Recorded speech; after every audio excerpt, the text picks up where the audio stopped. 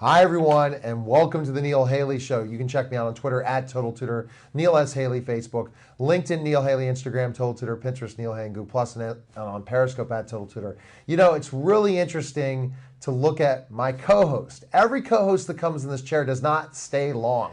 One went on to WQED, another one went on to other jobs in Jarrett, but my co-host now is also an analyst with ESPN. When you first came to me and said, hey, I need to get some camera experience, I'm going to contact you, Neil. And that's what happened. So I'm excited to welcome my co-host, Coach Karen Hall, WPL Hall of Famer, ESPN analyst, all the different things. We'll have to put that when we get your Twitter running, when I'll be running your Twitter. Yes. But how are you? And I tell you what, the guest we have today, I'm so excited about because, again, it's a relevant guest. It's somebody who is probably the best coach right now in the area with winning in a way that have done something and have taken talent to the next level. So who is our guest? Well, I'm excited to have one of my colleagues, Coach Burt, head women's basketball coach from Duquesne University. Welcome. Thank you, Karen. Thank you, Neil. I appreciate you both having me here. Good. Well, we're excited about today, so let's jump onto the court, to say that. How about that? So talk to us right away about where you're from, and then let's get into the actual coaching part of you. Well, I'm from Washington, Pennsylvania, so I'm a WPIL product and definitely grew up on the Steelers of the 70s and the Clark's music of the early 90s and things like that. And I was fortunate enough to play basketball at West Liberty State College, which is now West Liberty University and one of the top Division II teams in the country in men's basketball. And I spent my career as an assistant 3 years at West Virginia as the third assistant, and 3 years at UNC Wilmington as the second, and 3 years at Bucknell as the top assistant before coming to Duquesne University as our top assistant for 6 years underneath Susie McConnell Serio. And 3 years ago, I was fortunate enough that when Coach Susie went to Pitt, I was able to be named the head coach at Duquesne. And so we've had a nice run at Duquesne for a very long time, and the last 3 years have been especially special. So talk to us about why coaching, because you could have done many things, I'm sure. So did you fall into coaching? Did you know you were going that direction? This will probably blow your mind. I was a college basketball referee. Really? I was a college basketball official. I had just been accepted into a Division I conference as an official, and that was many years ago. I was 23, 24 years old.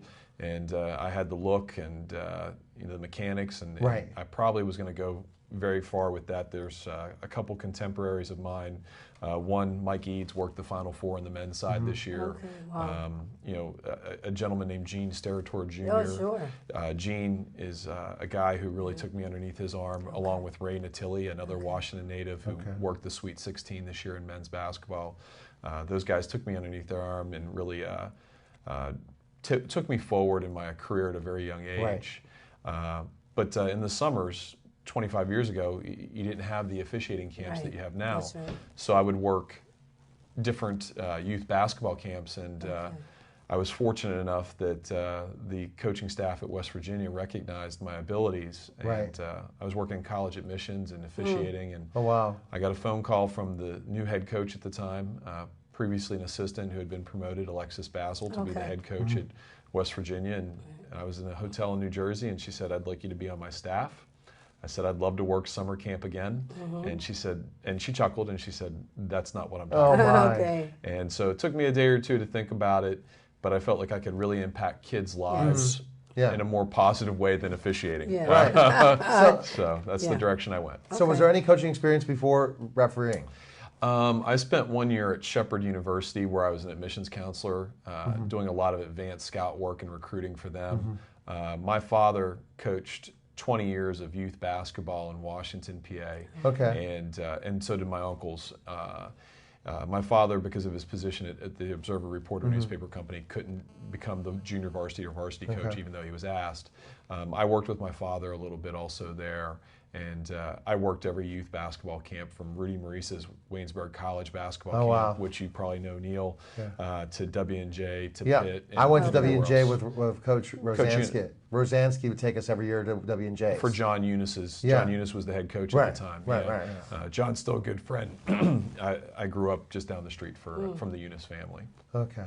Yeah, that was an interesting WJ camp. That's what Coach Rosansky every year would take us to when we play in the White Oak Athletic Association League when that time. So yeah, I know. I officiated in the White Oak League. I may have officiated. I'm sure we played. We were really tough the year with Ed McKay and all them, and then we literally were beating down Quad A Penn Hills. Wow. In the games we had an unbelievable team for a AA team. Yeah. And then we went to the juggernaut of Stowe Rocks that year with Gabe Jackson, and it was just that team was. Gabe was a terrific basketball player. I actually live in Robinson, but my address is McKees Rocks, so it gives me street cred when I can say that I'm from the Rocks, even though I live in Robinson. But my street address is McKees Rocks, and I still get down there. They still have good basketball both on the boys and the girls side. Yeah, exactly. So. Let's go into, so you said you finally coaching, so you had the experience of camps. And that's the interesting thing that people understand. I don't know how much of it now with the AAUs, that when we play college basketball, the first offer we would get in the summers is go to be part of camps and stuff, right? You would go to Metro Index. I mean after you're playing college, your off season.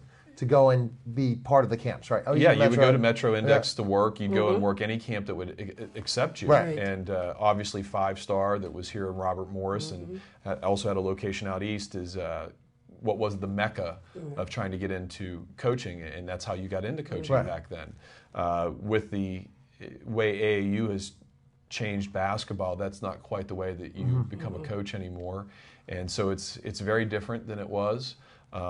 I was very fortunate that I had a lot of different skills that translated to coaching, and I had people recognize that, and it's been a great 18-year run, and it's hard to believe it's been 18 years. Well, coaching, you have to keep your bags packed. So as an assistant, you were moving around a bit. So were you thinking, okay, I'll keep doing this for a little while, but I have to keep moving. I may need to go a different route. Or did you embrace the travel of moving to different colleges as an assistant before you found that home to lay your welcome at? I had great experiences everywhere. We were not very good at West Virginia. I learned an awful lot of what to do and what not to do in those 3 years. I loved living in Morgantown, and then I was a 28-year-old guy. I got to move to Wilmington, North Carolina, and live on the beach as a single guy. That was a pretty good life. That's nice. And I was very fortunate there to work with a really good coaching staff, including Pat Sullivan, who played at Chapel Hill and was an assistant Coach Guthridge, and who actually just got let go from the Washington Wizards. But Pat's still a very close friend of mine, and really I've learned more basketball from Pat than just about anyone in the country. He's got 6 Final Four rings. He's got a world championship with the Pistons, and so it was a great experience there. And then, my wife and I had our first child at Bucknell University, and we thought that Bucknell was the place where we were going to stay. But we were fortunate enough that Susie got the coaching job at Duquesne, and she had not coached at the college level, and she needed someone to be a recruiter, and that's sort of what I'm known for. And I was very fortunate that I knew her brothers Timmy and Mike, and some other people associated with her, and it worked out very well. For 6 years, we had the yin and the yang. We worked very, very well together and had a lot of success, and really changed what Duquesne basketball was. And she got an opportunity to go to the university down the street, Pitt, and that's worked out for her, and for me, fortunately, to be able to be named the head coach. It's very difficult as a male in women's basketball to get to that big chair sometimes, and really, it can be difficult. I think it's become a little easier as we saw all 4 coaches in the Final Four were all men. I think it's getting a little bit easier, but for me, it's been a lifelong dream to be a Division I head coach in my hometown. Right, and to see that. So when you first were offered the position, and then you knew Susie's leaving, and then Susie really put the recruiting. Hey, Susie McConnell's recruiting me. Sarah's recruiting me. That gives a good onus to say, I can go here. The women's are like, I want to go play here. Now changing that, what was the atmosphere on campus of the change and things like that, especially when they said, okay, here we go again, another transition for Duquesne women's basketball in certain ways when you got the job? I was very fortunate that when all that situation happened, that the student athletes that were on our team all went to the athletic director and asked for me to be named the head That's coach. great. Yeah. He had to do his, and it's not the same athletic director. He's since moved on to Quinnipiac about a year ago. But he had to do his due diligence, and he had a former player who was an alum who was very successful, Darcy Vincent, who won a national championship at Cal PA and who was at App State. And I know that Darcy had visited campus and a couple others, but at the end of the day, it just kept coming back to me, I guess. And we were in a coffee shop in the North Hills, and I'll never forget the moment that he said, "Do you want to be the next head coach at Duquesne University?" And I stood up and I said yes. Maybe a word or two others to kind of emphasize it, but we won't go into that on television. But I felt very fortunate that I was able to come aboard. That's great. It's been a great run. We've won 71 basketball games in 3 years, and we've gone from 20 wins to 23 to 28 this past season, and we've improved every year. From the NIT, the WNIT second round to the WNIT Sweet 16 to the round of 32 in the NCAA tournament this past year before we played a little team called UConn. Which we're going to get to in the story for sure.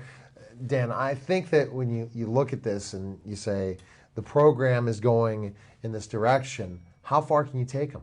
Because it's Duquesne. I mean, we look at it on the men's end, you can take it to a pretty good level at a Catholic university, as we saw with Villanova, and we've seen with years of different other teams from even in the conference of the A10 that those opportunities. But where do you think you can take it?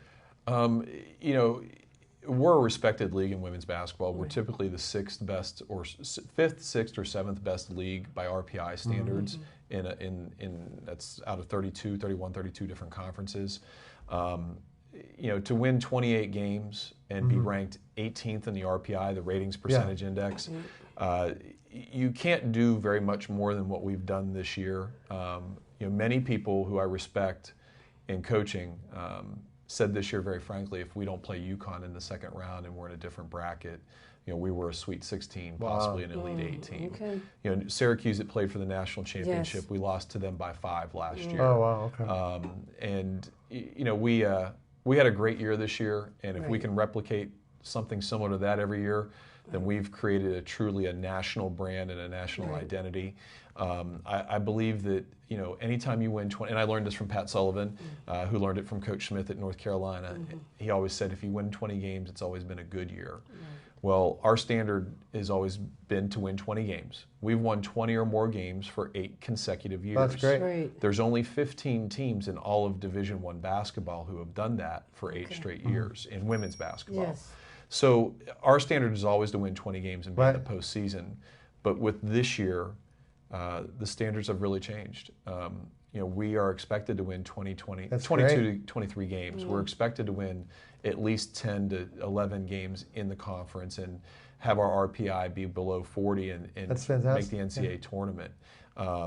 So that's not just my standards, that's the standards of our fans, that's the standards, most importantly, of our players who have the ownership of our program, and I'm just kind of the steward of it, and it's worked.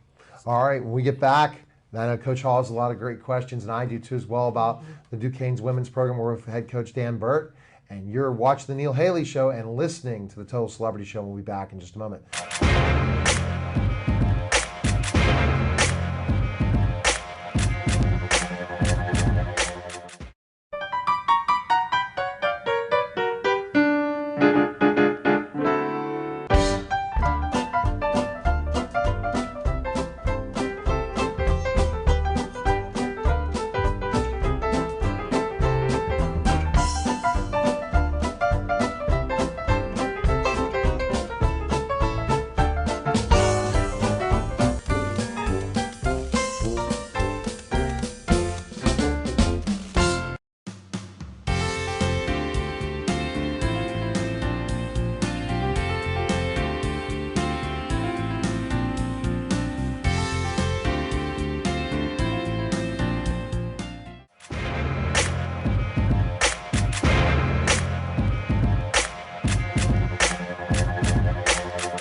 We're back to the Neil Haley Show.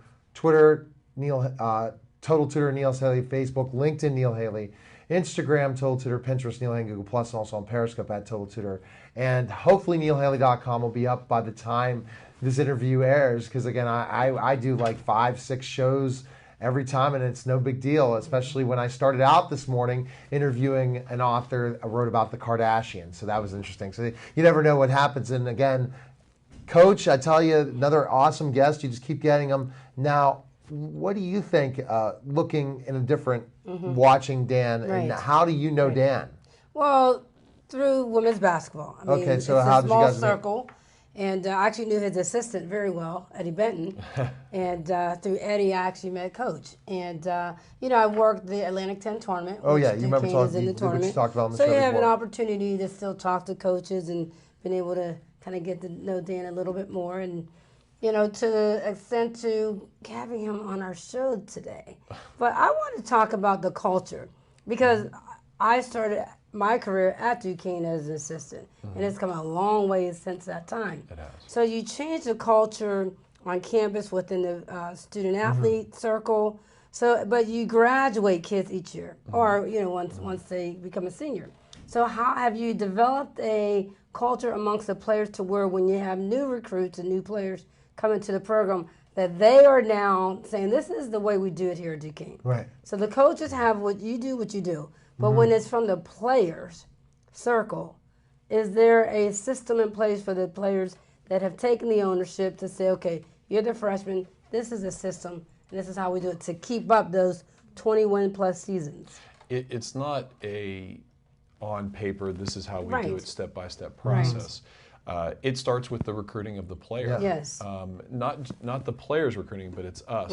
And when they sit down in our office, I talk to the recruits and their parents, and I look them directly in the eye, and I talk about how our team is going to be black and white and mixed. It's going to be rich and poor. It's going to be gay and straight. It's going to have kids who are Muslims and Orthodox and Catholic and kids who may not believe. And the common thread through all of that is that you will have respect for culture and diversity, and if you can't handle that, don't come here. Right. I don't care how talented you are, don't come. And we've been very fortunate that kids really truly understand that. We have 7 different countries on our team. Wow. And we have 2 Canadians, 1 French Canadian, but 2 Canadians, and a player from Budapest, Hungary next year coming. So we're continuing to add to that, along with our WPIL players. But it starts with just being very hands-on and having them understand the moment that they sign those National Letter of Intent papers, that they have ownership of the program, and they only have a small piece of it when they sign the papers. But that role and that ownership expands as they develop responsibility. And we've been very fortunate that the kids who were the upperclassmen bought into that. And you know, this past season was a great example of that. We had 7 freshmen. Oh, wow. We had 9 new players who had never put on a uniform before. With 7 of them being from a different country. Wow. Our 3 seniors and our 2 juniors volunteered to miss lunch because they lifted at 6 a.m. They volunteered to miss lunch to come back to lift weights with our freshmen at noon, so that the freshmen clearly understood what the responsibilities and standards were. Because when we lift in the weight room, we don't walk from one exercise to the next, we run. And our encouragement of each other is very vocal and very loud. And so we had outstanding senior leadership these last 2 years. Everyone from Liv Bresnahan, who's a Butler High School product, who's now our graduate assistant, to Belma Nurkic, who's a Baldwin product, who just finished playing professionally this past season in Sweden and just returned home yesterday.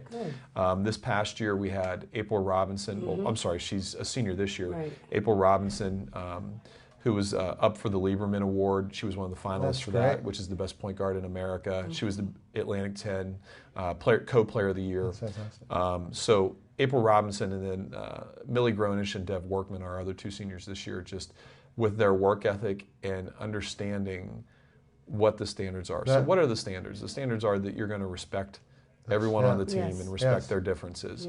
You're going to give your greatest effort every day, whether that's on the court, in the classroom, or in your social life.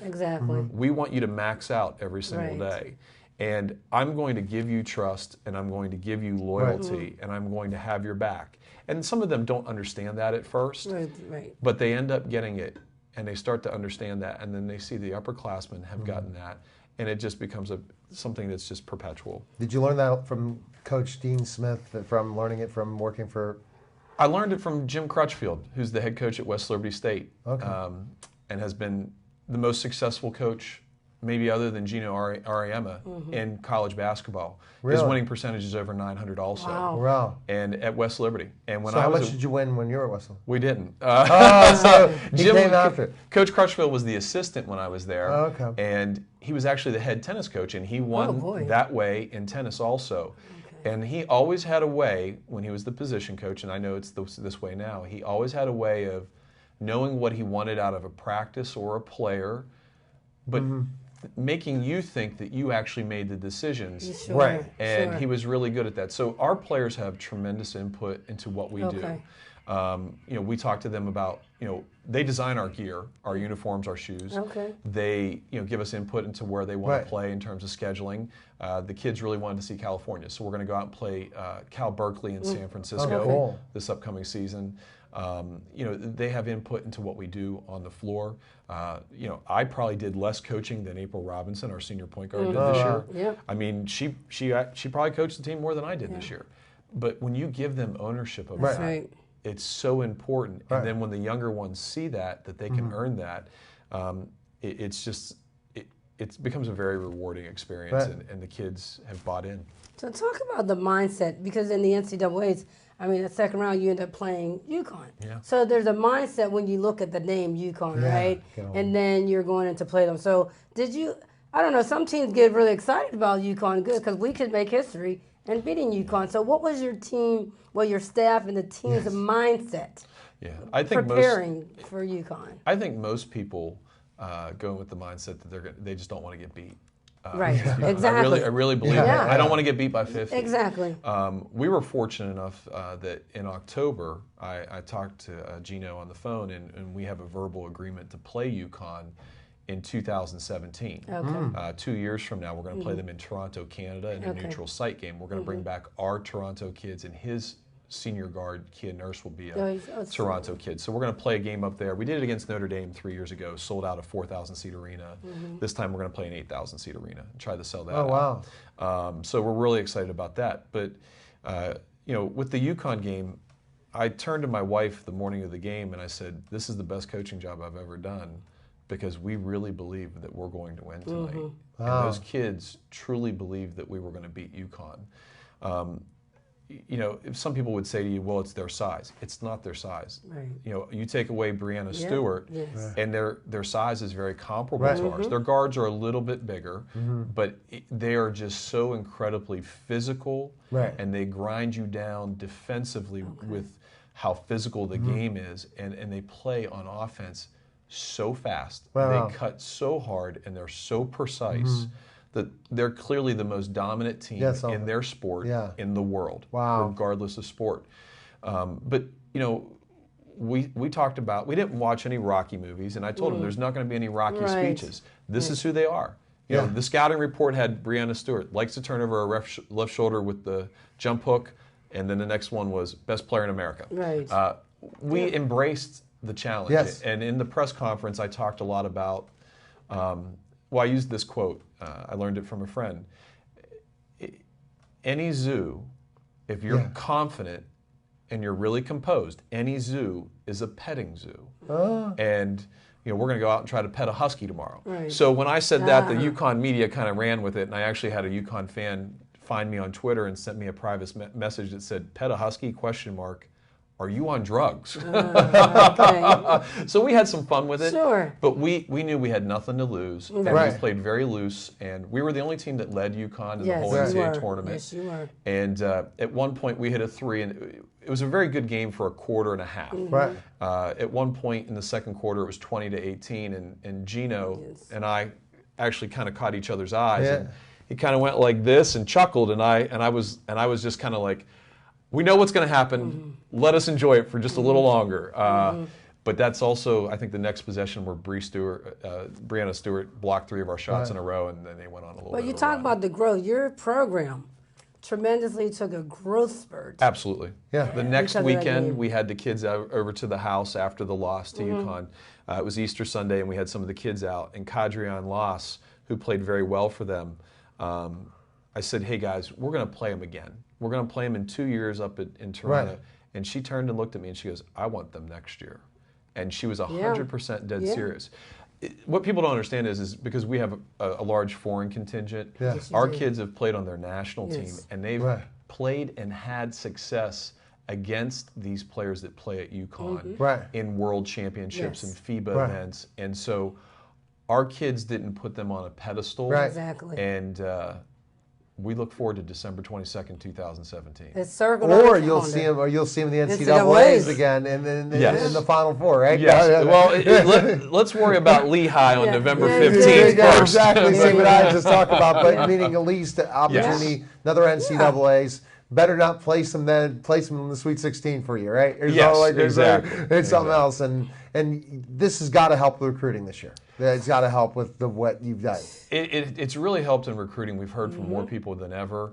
The most difficult part about it is that we only have one scholarship remaining between the 2016s, who are seniors, and the junior class, the 2017s. We only have one scholarship because we already have all of our players verbally committed. We're actually recruiting sophomores and freshmen and Are you eighth kidding graders. me? Wow. I've offered 2 8th graders. I've offered 3 freshmen in high school. My trip in July overseas is to solely focus on 2018s. Oh my gosh. We've It's identified so kids. changed this game. Oh, it's tremendously changed. We have that one scholarship, and we have basically 2 people that we're looking at, and one would come this fall, the other one would come in 17, but we're pretty far advanced in terms of our recruits. We look at certain things, and my staff knows exactly what I'm looking for. We want size at every position. Right. Everyone on our team can shoot the three-point shot and has the green light to shoot the Yes, three they do. at any time. Yes, they do. And we play free. That's what we say. We play free, we have fun, and we go out there and let it fly. All right, They so live and Dan, let best fly. place we can find information on you. You have a Twitter then. I do have a Twitter. It's Coach Dan Burt, and it's at Twitter. I'm also very active on Facebook. We have an Instagram account, which is Duquesne WBB. The Go Duquesne Facebook page is a way to find us, but Duquesne Women's Basketball on Facebook is another way. But Twitter and Facebook is pretty much what we use a lot of. Good. Well, I appreciate you coming by, and I'm going to be rooting for you again because, again, look, the Duquesne ring. So there you go. That made me very happy. Yeah, Thank you exactly. very much for that represent. Time Thank out, you. Thank time you. out. Master's degree at Duquesne, Time so it's out. either Pitt The or UNLV Duquesne. ring, baby. Okay, it's either Pitt or Duquesne, and I'll tell you, but I'm excited for Yes. you. And I mean, like I said, you're the biggest story in this town with what you were able to accomplish this year, sports-wise in basketball, and continued success. And you could see you're going out there, and if you stay a mainstay. What would you say a comparison, real quick, 30 seconds, of a school like yours in college basketball right now that has a little bit better of a resume that you could kind of attain? Meaning the size of the school, a Catholic school in that area, that would you say that you look at in women's basketball that you say if you stay a mainstay and become the coach there, could do?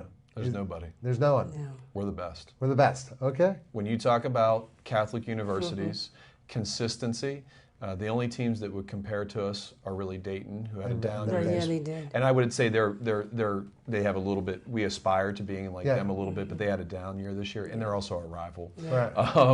But Dayton and Gonzaga would be the 2 schools, and DePaul. Okay. But we don't really measure ourselves against them. You're measuring yourself against Connecticut. Yeah. That's what, and that's Yeah. what that's fantastic. We called them to play. All right. They didn't call us. All right, go Dukes, and good luck Thank in you. Thank you. your season. Thank Take you. care. Yeah, All right, you were watching the Neil Haley Show. Take care, guys. We'll see you next week.